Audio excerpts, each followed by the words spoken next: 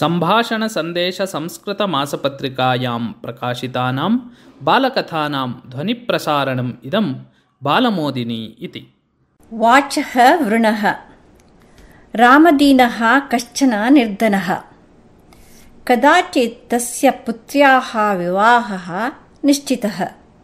परं विवाहनिर्वर्तनार्थं रामदीनस्य समीपे अल्पमपि धनं न आसीत्। कदाचित् सः नगरमार्गेण गच्छन् श्रान्तः सन् कस्यचित् सरोवरस्य तटे शयनं कृतवान्। अचिरात् एव कश्चन सिंहः तत्समीपम् आगतवान्। तं सिंहं दृष्ट्वा रामदीनः नितरां भीतः। तदा सिंहः अवदत्, भोः, अलं भयेन अहं भवतः कमपि अपकारं न करिष्यामि। भवतः मुखं किमर्थं म्लानम् अस्ति इति। रामदीनः किञ्चित् धैर्यं प्राप्य अश्रूणि स्रावयन् एव स्वव्यथां श्रावितवान्। तदा सिंहः तस्मै प्रभूतं धनं यच्छन् उक्तवान्, भवान् एतेन धनेन पुत्र्याः विवाहं वैभवेन निर्वर्तयतु। विवाहाय मामपि निमन्त्रयतु। विवाहदिने अहम् उपस्थितः भविष्यामि इति।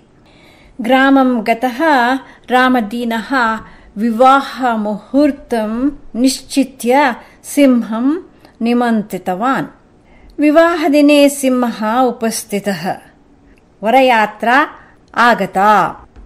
वरपक्षीयाः गृहपरिसरे कमपि दुर्गन्धम् अनुभूय रामदीनं दुर्गन्धस्य कारणम् अपृच्छन्।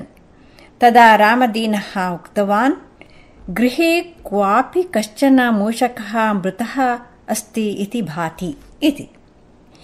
एतत् सम्भाषणं श्रुत्वा सिंहः महत् दुःखं प्राप्तवान्। विवाहः निर्विघ्नं सम्पन्नः। सिंहः यदा प्रस्थितः तदा रामदीनः उक्तवान्, आर्या, भवता महान् एव उपकारः कृतः। एतस्मात् ऋणात् मुक्तिः कथम् इत्येव मया न ज्ञायते इति।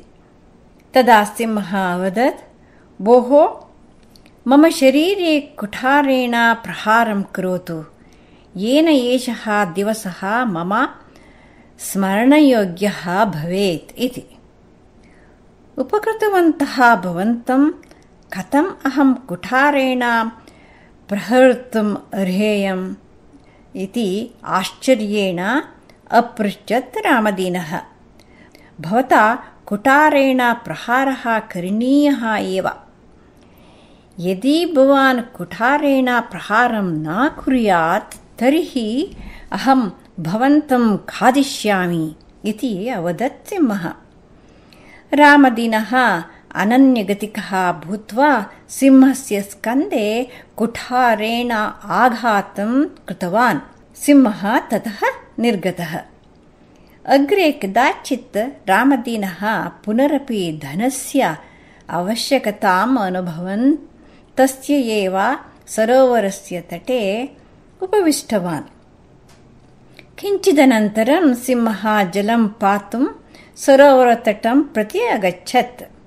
तदा रामदीनः पुनः स्वस्य व्यथां तं श्रावितवान्, साहाय्यं प्रार्थितवान् च।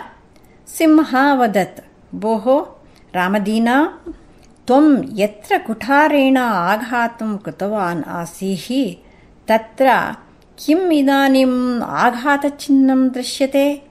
कृपया दृष्ट्वा वद इति। रामदीनेन सिंहस्य शरीरं परीक्षितं, किन्तु कुत्रापि क्षतचिह्नं न दृष्टम्।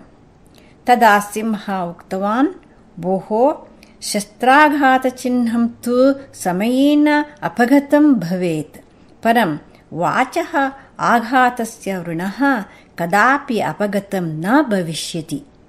त्वं स्वपुत्रीविवाहदिने मां मृतं मूषकम् उक्त्वा मम अपमानं कृतवान् आसीः। त्वं मैत्रीयोग्यः न, अतः अहं तव साहाय्यं न करिष्यामि, निर्गच्छ इतः।